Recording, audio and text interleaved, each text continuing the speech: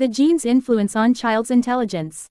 Since the day a child says their first word, walks for the first time, or starts to pose the question, why, we are reminded of the phenomenal ability of the human mind.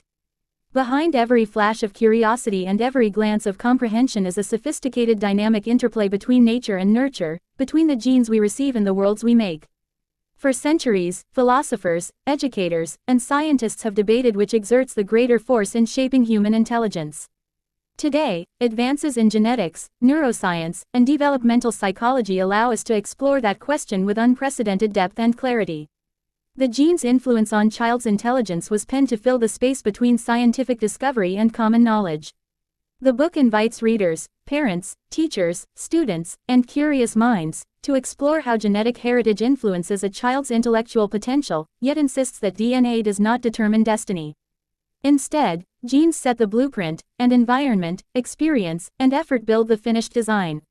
In the introduction, The Blueprint of the Mind, I explain the basic premise that human intelligence is neither solely biological nor solely environmental, but rather the product of an ongoing conversation between the two.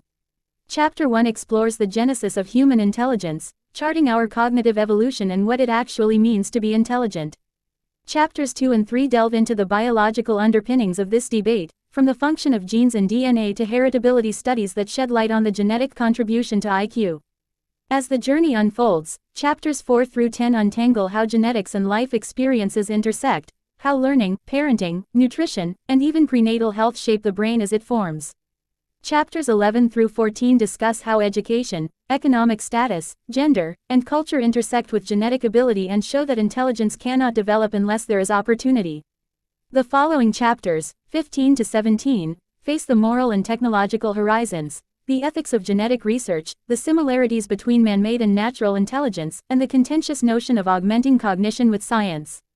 Finally, in chapters 18 to 20, the spotlight comes back to the human factor, how teachers and parents can foster intelligence ethically, what the future holds for genetic research, and how we can redefine intelligence itself.